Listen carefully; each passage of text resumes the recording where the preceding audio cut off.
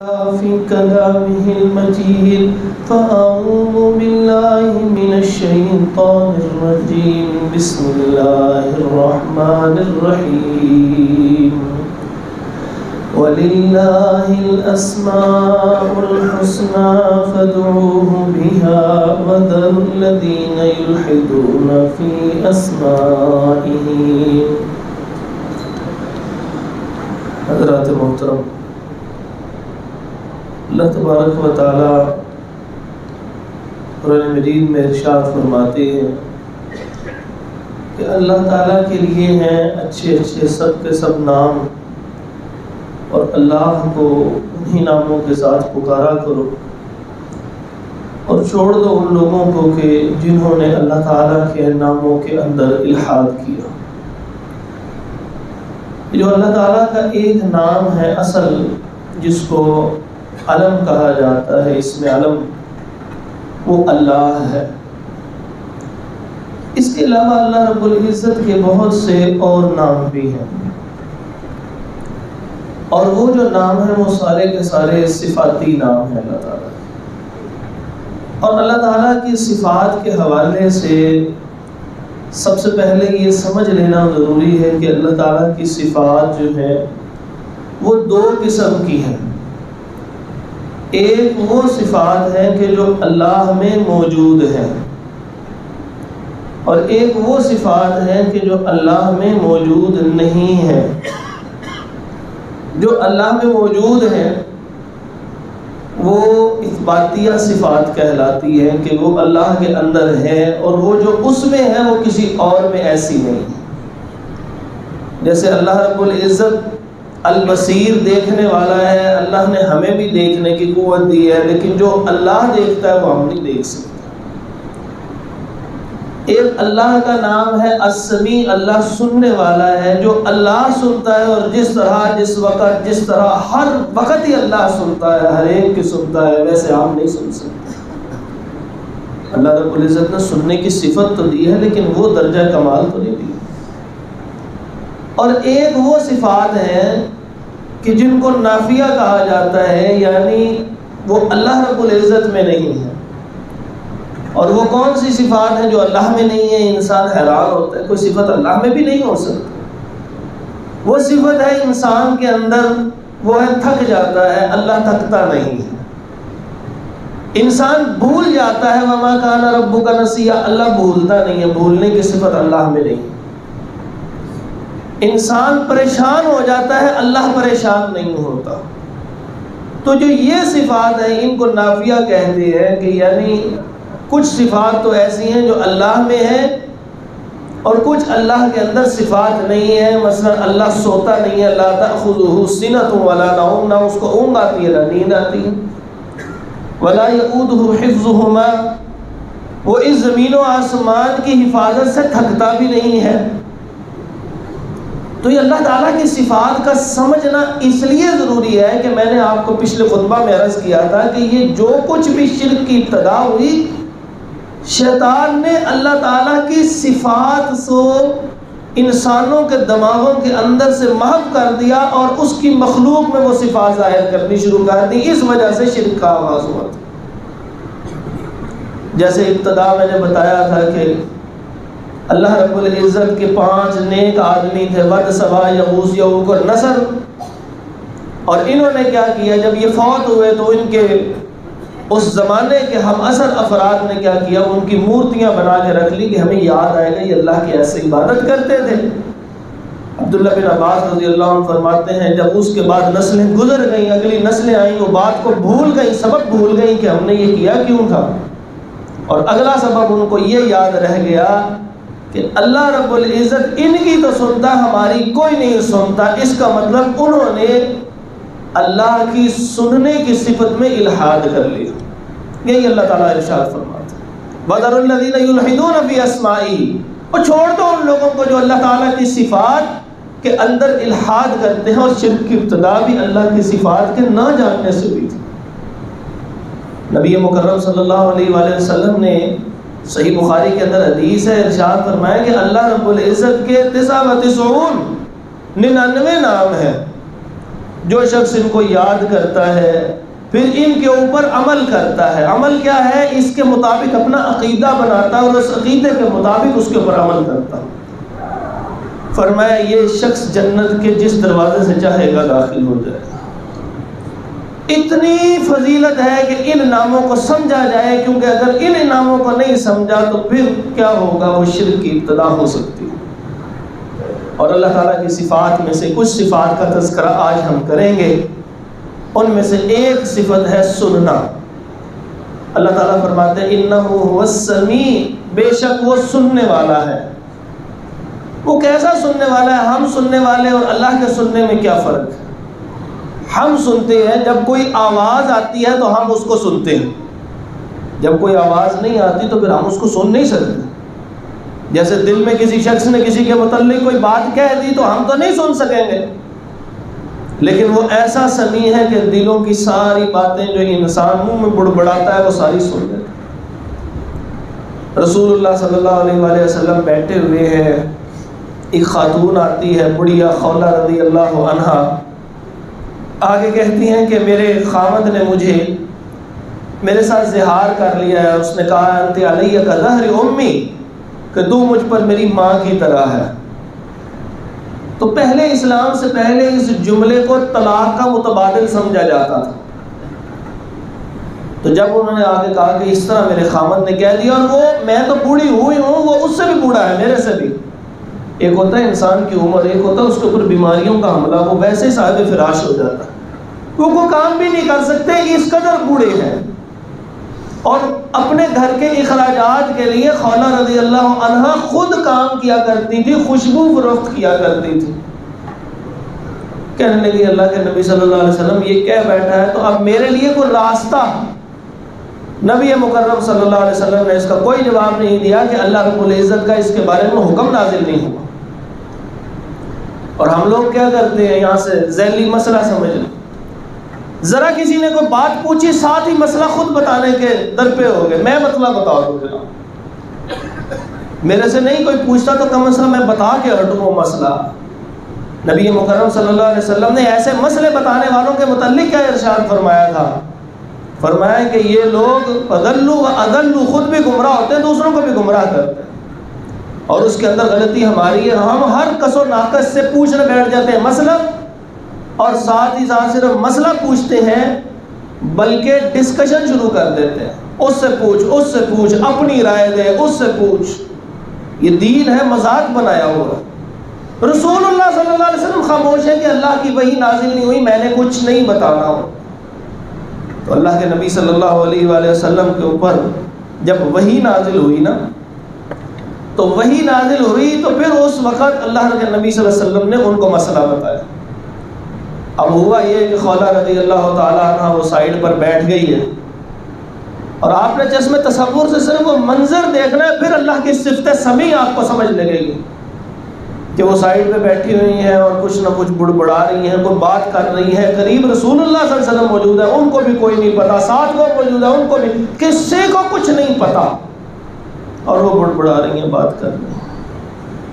اور اللہ مالک الملک کی قدرت، اس کا سمیع ہونا، کیسے اللہ سنتا تھا۔ ہم تو کہتے ہیں نا ہماری کوئی نہیں سنتا، یہ وہ مشرکین کا عقیدہ تھا، وہ کہتے تھے کہ من نعبدہم الا لیقربونا الی اللہ زلفی، ہماری کوئی نہیں سنتا اللہ، ان کی وجہ سے سنتے ہیں۔ اللہ تعالیٰ نے کبھی اگر ارشاد فرمایا کہ میں تمہاری نہیں سنتا، گناہ کرو گے تو تمہاری نہیں سنوں گا؟ وہ خولہ رضی اللہ عنہا تو نیک تھیں، وہ تو صحابیہ تھیں، لیکن اللہ کا سمیع ہونا دیکھیے، اللہ رب العزت نے یہ پہلے آسمان، دوسرا، تیسرا، چوتھا، پانچواں، چھٹا، ساتواں، وسع کرسیہ السماوات والارض، پھر اللہ کا عرش، پھر اللہ، وہاں سے اللہ نے براہ راست سن لیا، اور اللہ رب العزت نے وہی نازل فرما دی، قد سمع اللہ قول التی تجادلک فی زوجہا وتشتکی الی اللہ، سن لیا ہے اللہ رب العزت نے، وہ جو ایک خاتون آئی ہے آپ سے بات کر رہی ہے، بحث کر رہی ہے، اس کی بحث کو اللہ نے سن لیا۔ وہ تو تنہائی میں اکیلے میں بڑبڑا رہی تھی۔ اللہ کیسا سمیع ہے، یہ یقین نہیں آتا کہ اللہ سمیع۔ قرآن مجید کے اندر اللہ رب العزت نے ارشاد بھی فرمایا کہ اس کا یقین کیوں نہیں آتا ہے لوگوں۔ اللہ تو ہر بات سنتا ہے. وَإِذَا سَأَلَكَ عِبَادِي عَنِّي فَإِنِّي قَرِيبٌ أُجِيبُ دَعْوَةَ الدَّاعِ إِذَا دَعَانِ. اے محمد صلی اللہ علیہ وسلم آپ سے میرے بندے میرے بارے میں سوال کرتے ہیں. ہم کہتے ہیں نا کہ اللہ رب العزت ہم گناہ گار ہیں اس لیے نہیں سنتے. آئیے میں آپ کو قرآن کی 3 آیات سے ایک مسئلہ نکال کے دکھاتا ہوں, ذرا غور سے سمجھیے گا. اللہ رب العزت نے کوئی بہت بڑا عہدہ دینا ہو نا کسی کو, جب بہت عزت سے پکارتے ہیں تو اللہ عبد کا لفظ بولتے ہیں. دیکھیں اللہ رب العزت نے معراج کروایا رسول اللہ صلی اللہ علیہ وسلم کو, کسی پیغمبر کو بھی نہیں کروایا, لیکن وہاں پر بھی اپنے نبی کا تعارف کروایا, سبحان الذی اسریٰ بعبدہ, عبد کا لفظ بول کے یہ خطاب دے کے کہ اتنی عزت کا مقام. جب کسی کو بہت عزت دیتے ہیں بڑے اچھے لفظ سے پکارتے ہیں. اللہ رب العزت نے اتنی عزت دی اور لفظ عبد بولتی ہے. اور جس وقت قرآن دیا, زندہ معجزہ دیا, قیامت تک کے لیے اس کے اوپر کوئی باطل حملہ نہیں کر سکتا, محفوظ کتاب ہے. جب اس کتاب پہ لوگوں نے شک کیا تو اپنے نبی کا تعارف یوں کروایا, ان کنتم فی ریب مما نزلنا علی عبدنا, ہمارے بندے. پھر نبی صلی اللہ علیہ وسلم کو عبد کا خطاب دے دیا. تو اس وقت جب انسان میں بڑی خوبصورت صفات پیدا ہو جاتی ہیں, وہ راتوں کو تہجد بھی پڑھتا ہے, اللہ کے راستے میں مال بھی خرچ کرتا ہے, گناہ بھی کوئی نہیں کرتا, اللہ کے سامنے عاجزی انکساری کا اظہار بھی کرتا ہے, پھر اللہ اس کو پھر تمام بندوں کو عبد کا سرٹیفکیٹ دیتے ہیں. وَعِبَادُ الرَّحْمَنِ الَّذِينَ يَمْشُونَ عَلَى الْأَرْضِ هَوْنًا. یہاں پہ بھی نیک بندوں کو عبد کا لفظ دیا. اب آ جائیے اللہ رب العزت کے گناہ گار بندے, اللہ ان کو کیسے پکارتا ہے. فرعون کتنا گناہ گار تھا, اللہ نے خود سرٹیفکیٹ دیا تھا انہو طغی, یہ باغی ہو چکا ہوا ہے. لیکن اس باغی سے اللہ کی کیفیت, اللہ نے کیسے پکارنے کا حکم دیا, کہا قولا لینا, نرم لہجے میں. موسیٰ علیہ السلام آپ نے بات کرنی ہے اس. ہم کہتے ہیں گناہ گار کی سنتا نہیں ہے اللہ. اللہ تو گناہ گار سے بھی کہہ رہا ہے, فرعون جیسے بڑے گناہ گار سے بھی موسیٰ علیہ السلام کو حکم دے رہا ہے آرام سے بات کرنا. تو اللہ رب العزت کی نگاہ میں اس گناہ گار کی بھی کوئی اہمیت ہے, شاید وہ توبہ کر لے, شاید وہ توبہ کر لے. تو جس وقت اللہ رب العزت نے گناہ گاروں کو گناہ گار ہونے کا سرٹیفکیٹ دیا کہ تم گناہ گار ہو, اس سے پہلے اللہ فرماتے ہیں قُلْ يَا عِبَادِيَ الَّذِينَ أَسْرَفُوا عَلَىٰ أَنفُسِهِمْ, ان لوگوں کو کہہ دیجئے أَسْرَفُوا عَلَىٰ أَنفُسِهِمْ, جنہوں نے اپنی جانوں پر ظلم کر لیا ہے. اللہ سرٹیفکیٹ دے رہے ہیں یہ گناہ گار ہے, اس کے ساتھ ان کو کہہ رہے ہیں عبادی, یہ میرے بندے ہیں. پھر لفظ عبد کی عزت ان کو دے رہے ہیں.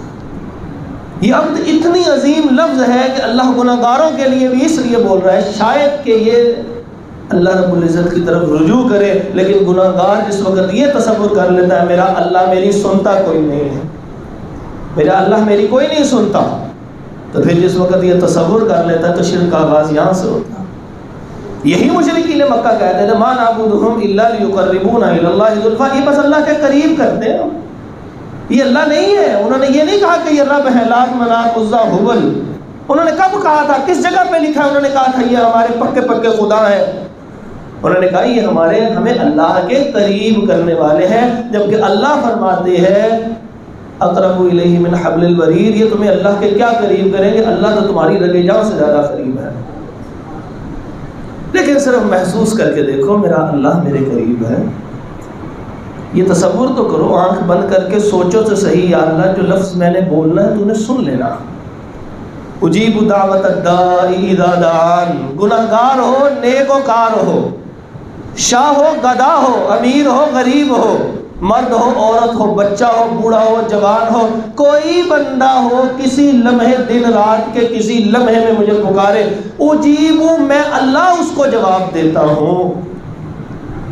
لیکن انسانوں کو سمجھ نہیں آتی, اس لیے ہوتا ہے انسان دوسرے کو سنانے کے لیے جاتے ہیں تم کہنا, اور ان کو کہتے ہیں جو بول بھی نہیں سکتے, جو اپنا غسل نہیں کر سکے تھے, جن کا وجود کوئی نہیں ہے, ان کو سنانے کی کوشش کرتا ہے. ابراہیم علیہ السلام کے زمانے میں کیا ہوا تھا, جس وقت انہوں نے بت توڑے تھے تو اس وقت کیا کہنے لگے آپ نے توڑے ہیں ابراہیم علیہ السلام بت, وہ کہنے لگے نہیں اس کبیر اس بڑے سے پوچھو، اسی نے توڑے کلاڑا اس کے پاس پڑھاؤ. آگے سے بے ساختہ کہہ اٹھے، کہنے لگے کیا تمہیں پتا تو ہے کہ یہ سنتے نہیں ہیں؟ کہنے لگے یہی تو میں کہہ رہا ہوں، یہ نہیں سنتے. جب یہ سنتے نہیں ہیں پھر ان کو سناتے کیوں ہو؟ یہ تو سنتے نہیں ہیں. انک لا تسمع الموتى، آپ مردوں کو نہیں سنا سکتے، نہیں سنا سکتے ان مردوں کو، کیسے سنائیں گے؟ ہاں اللہ کسی وقت چاہے تو ان کی کانوں میں اللہ آواز پہنچا سکتا ہے. جس وقت غزوہ بدر ہوا تھا اور وہ 70 کافر مرے پڑے تھے، تو اس وقت رسول اللہ صلی اللہ علیہ وسلم نے ان کو مخاطب کیا تھا. تو اس وقت حضرت عمر رضی اللہ تعالیٰ کہنے لگے یہ تو مرے ہوئے ہیں. کہا اس وقت تم سے زیادہ سن رہے ہیں کیا؟ اللہ نے ان کو بھی آواز سنوا دی ہے. لیکن عام کوئی نہیں سنتا، کیسے سنے گا؟ جواب کوئی نہیں دیتا. کون جواب دیتا ہے؟ صرف ایک اللہ جواب دینے والا ہے، اس کے علاوہ کوئی جواب دینے والا ہے، کوئی ایک اللہ ہے، اس کو سناؤ. ہمارا عقیدہ یہاں سے خراب ہوتا ہے، ہم یہ سمجھنے لگ پڑتے ہیں اللہ ہماری سن نہیں رہا. سر چھوٹی سے چھوٹی بات ہو آپ اللہ کو پکار لیں. حضرت زکریا علیہ السلام جس وقت محراب میں داخل ہوئے، دیکھا یہاں تو بے موسم پھل پڑے ہوئے ہیں. کہنے لگے انا لکی ہادا، وہ یہ کہاں سے آئے ہیں بے موسم پھل؟ حالانکہ اللہ کے نبی تھے. کہنے لگے یہ کہاں سے آئے؟ وہ کہنے لگے ہوا من عند اللہ، یہ تو اللہ تعالیٰ کی طرف سے آئے ہیں.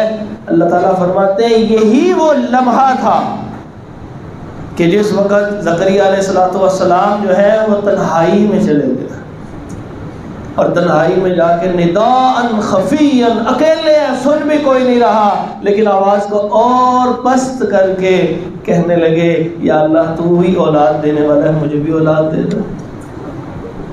ان کو معلوم تھا نا میرا تنہائی کے اندر سننے والا کون ہے؟ اللہ سننے والا. اور جس وقت یقین خراب ہوتا ہے پھر ہم کبھی کسی کے پاس جاتے ہیں، کبھی کسی کے پاس جاتے ہیں، کبھی کسی کے پاس جاتے ہیں. اور اللہ رب العزت کیا ارشاد فرماتے ہیں؟ وَمَا يُؤْمِنُ أَكْثَرُهُمْ بِاللَّهِ إِلَّا وَهُمْ مُشْرِكُونَ. یہ کیوں شرک کرتے ہو؟ اللہ تو سننے والا تھا، کسی اور کے پاس کیوں گئے تھے؟ اللہ ہی تو سننے والا تھا، تو تم بھول پہ کیوں پڑے ہوئے تھے؟ وَقَالَ رَبُّكُمُ ادْعُونِي، تمہارا رب تو کہتا ہے مجھے پکارو تو صحیح، استجب لکم، میں تمہیں جواب دوں گا. اور اللہ تو سچ بول رہے ہیں، جب اللہ کہتے ہیں کہ میں جواب دوں گا تو پھر اللہ جواب دیں گے.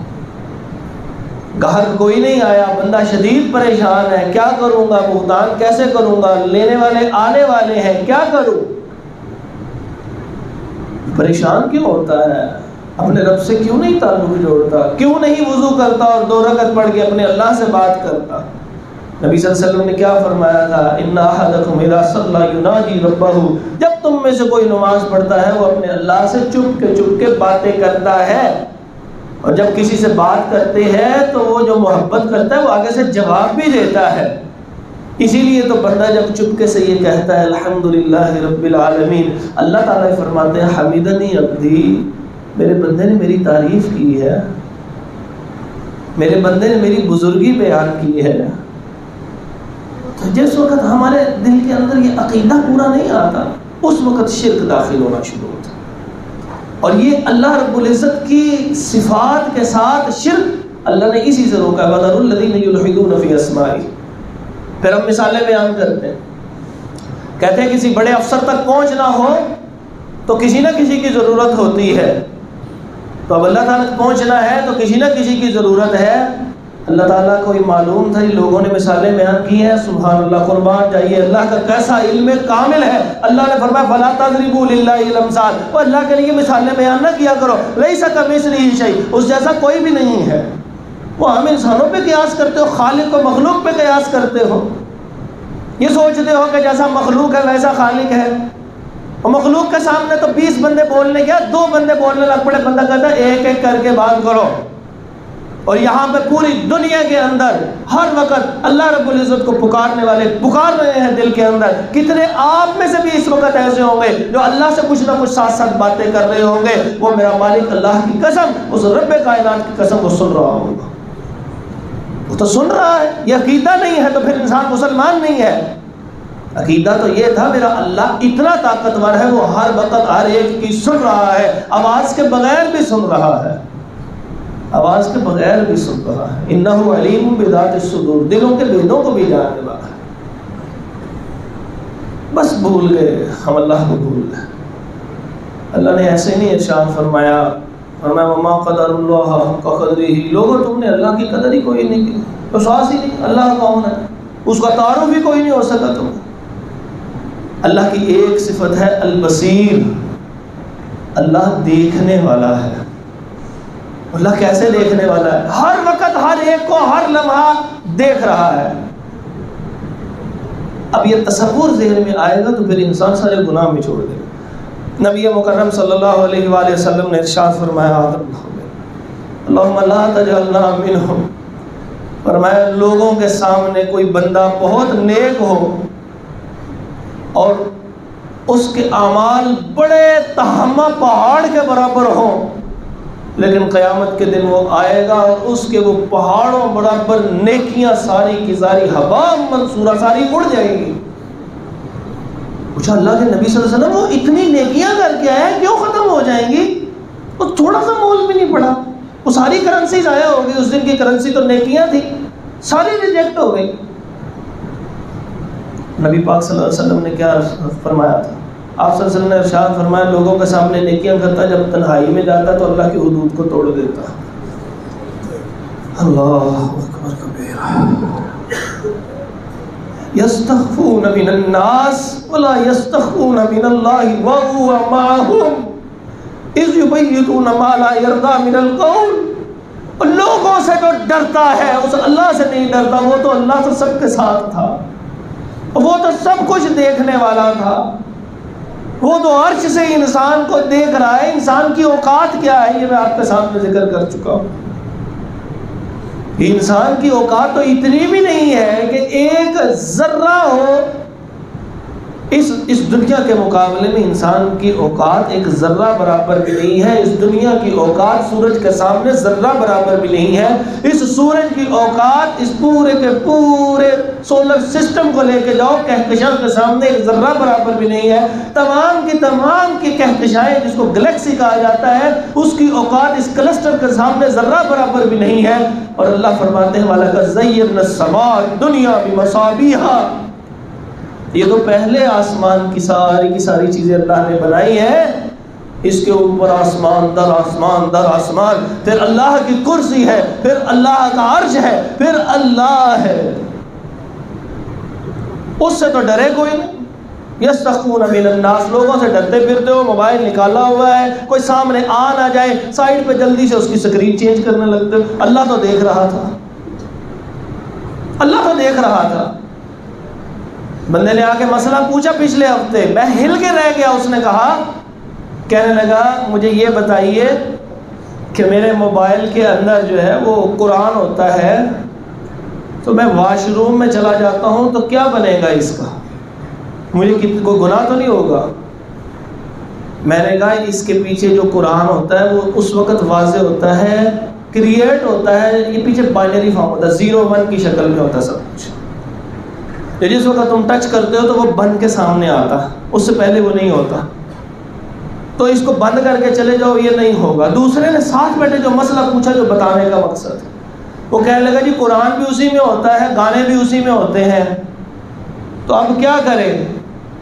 اس کا مقصد یہ تھا کہ قرآن مجید کو نہ ہی رکھیں، وہاں سے مسجد سے جا کے پڑھ لیں گے۔ یہ نہیں کیا اس ظالم نے کہ وہ یہ کہے میں قرآن مجید تو رکھ لوں گا، گانے نہ رکھوں۔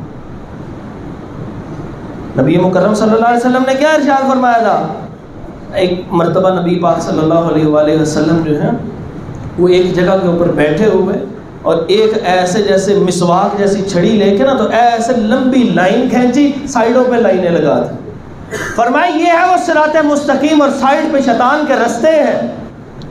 اور دوسری حدیث میں آتا ہے کہ جب انسان صرف دیکھنے کے لیے ادھر دیکھتا ہے نا، یہ کیا ہے، میں نے جانا نہیں، میں نے کام نہیں کرنا، صرف یہ کیا ہے، فرمایا وہ اس کے اندر ملوث ہو جاتا ہے۔ آج نکالتے ہیں یوٹیوب، نکالتے ہیں درس سننے کے لیے، اور آدھے گھنٹے بعد وہ آگے پیچھے کر کے چیزیں دیکھ کے کہتے ہیں وہ تو ٹائم ہی سارا گزر گیا، نکال لیا شیطان نے کہ نہیں ساتھ لگا لیا. اور پھر اس کے بعد ہسٹری ڈیلیٹ کرتے ہیں. کون سی ہسٹری ڈیلیٹ کرتے ہیں؟ ایک طریقہ ہے صرف ہسٹری ڈیلیٹ کرنے کا. غور سے ہم سن لیں. وہ طریقہ یہ ہے کہ جب ہم اللہ کو کہتے اللہم اغفر لی ذنبی، اللہم اغفر لی ذنبی، اے اللہ میرے گناہوں کو معاف فرما دے، اے اللہ میرے گناہوں کو معاف فرما دے، اب یہ ہسٹری ڈیلیٹ ہوگی، ورنہ اور کوئی طریقہ نہیں ہے. قیامت کے دن بندہ آئے گا، اس کے نامہ اعمال کو لایا جائے گا، وہ تنہائیاں پڑھ کے سنائی جائیں گی. وہ کہے گا میں نے نماز بھی تو پڑھی تھی نا. اس کو کہا جائے گا حبا منصورہ، چل ضائع ہو گئی تیری نماز، تنہائیوں میں کرتا کیا رہا ہے، تجھے میرے نبی کی حدیث نہیں پہنچی تھی. تو کیا ہم کر رہے ہیں دنیا کے اندر؟ ہمیں یہ محسوس ہی نہیں ہوتا کہ اللہ رب العزت دیکھنے والا. سلیمان علیہ السلام اپنے لشکر کے ساتھ جا رہے ہیں. یہ اللہ نے قرآن میں کسی ایسے ذکر نہیں کیے. یہ وہ کہانیاں نہیں ہیں، یہ وہ اساطیر الاولین نہیں ہے کہ جب بچہ نہ سوتا ہو تو وہ جنوں پریوں کی کہانیاں سنا کے ہم اس کو جھوٹی سچی کہانیاں سنا کے سلا رہے ہوتے. اللہ نے جو کچھ قرآن میں نازل کیا سب کا سب سچ ہے. لقد کان فی قصصہم عبرۃ لأولی الالباب. لوگوں یہ جو قصے ہیں قرآن مجید کے اندر، اس کے اندر عقل والوں کے لیے بڑی نصیحتیں ہیں. سلیمان علیہ السلام اپنے لشکر کے ساتھ جا رہے ہیں. دور سے ایک چونٹی نے دیکھا اور اس نے، آپ یہ تصور کریں میرا رب سب سے زیادہ دیکھ رہا ہے ان کو. وہ چونٹی نے دیکھ کے کیا کہا باقی چونٹیوں سے؟ انہوں نے کہا کہ اندر ہو جاؤ، اپنے بلوں کے اندر ہو جاؤ، یہ نہ ہو لا یحتمنکم سلیمان و جنودہ، سلیمان علیہ السلام اور ان کے لشکر آپ کو اپنے سموں کے نیچے پیس کے رکھ دیں. وہ جو گھوڑے چل رہے ہیں انہوں نے پائے پیر رکھنے، تم پس جاؤ گی، جلدی جلدی اندر چلے جاؤ. وہ مبلغہ چونٹی کا تو اللہ نے ذکر کیا. اس میں ایک اور مسئلہ بھی نکلتا ہے. وہ عرشوں سے اللہ اس چونٹی کو دیکھ رہا تھا اور سن رہا تھا. جس کی آواز کوئی نہیں سن رہا ہوتا وہ اللہ سن رہا تھا. وہ اللہ سن رہا تھا. جس وقت عائشہ رضی اللہ تعالی عنہا نے اپنے اللہ کو پکارا تھا، جس وقت ان پہ بہتان باندھا تھا، تو اس وقت کس نے سنا تھا؟ اس اللہ نے سنا تھا. جس وقت وہ غار کے اندر بند ہو گئے تھے 3 افراد، نبی مکرم صلی اللہ علیہ وآلہ وسلم نے ارشاد فرمایا 3 بندے نکلے، سفر پہ تھے، آندھی طوفان آیا، وہ غار میں چلے گئے، اوپر ایک پتھر آ کے لگ گیا تو تینوں اپنے اللہ کو پکارنے لگے. بے بسی میں اللہ کو پکار رہے ہیں. آپ تصور کریں یہ تو ایک چھوٹا سا پہاڑ، رب کے سامنے اس کی اوقات کیا. لیکن ان کو یہ یقین تھا جب ہم ایک لفظ ادا کریں گے تو وہ عرشوں سے سن لے گا اس میں.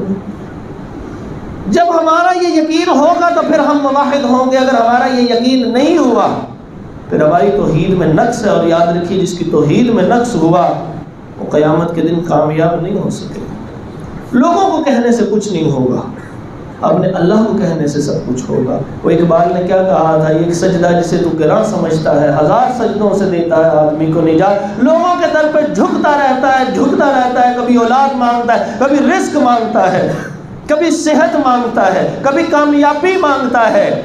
وہ ایک اللہ کا در چھوڑ دیتا ہے تو ایک اللہ کے در کے اوپر چلا جا. تمام ابن آدم کے دل اللہ کی 2 انگلیوں کے درمیان ہے، جیسے اس کی شان ہے.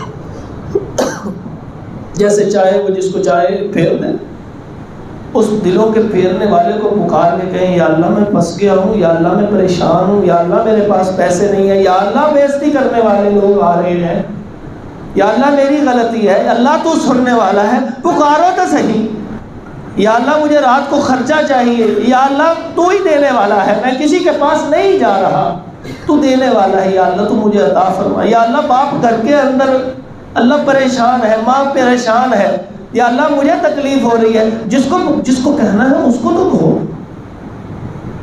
ہم ڈاکٹر صاحب یہ ٹھیک ہو جائے گا، ڈاکٹر صاحب یہ دوائی ٹھیک ہے.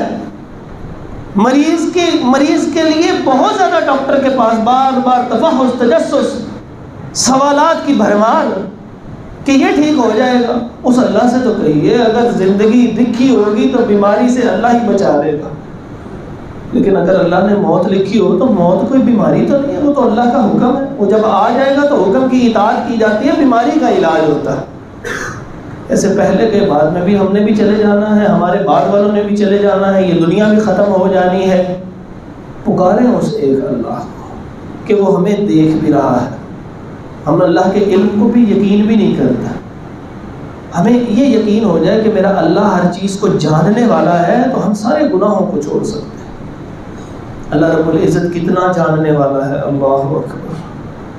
اللہ رب العزت کی قدرت کیا ہے۔ حضرت صالح علیہ السلام سے ان کی قوم نے کہا، کہنے لگی کہ آپ کے رب پہ اس وقت یقین کریں گے جب یہ اونٹ پہاڑ پھٹے اور اس میں سے ایک حاملہ اونٹنی نکلے اور ہمارے سامنے بچہ جنمے۔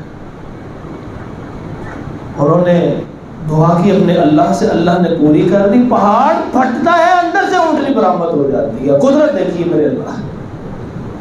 اور ہم ان کے پاس جا کے مانگنا شروع کر دیں جو خود اپنا کام نہیں کر سکتے، جو خود مرے تو اپنا غسل نہ کر سکے، جو دنیا سے رخصت ہو جائے تو خود اللہ کے دربار میں کھڑے ہوئے جنت کا سوال کر رہے ہو۔ بادشاہ تو وہ ہے کہ جنت پیدا تو کر دی ہے لیکن اس کو اس کی ضرورت نہیں ہے۔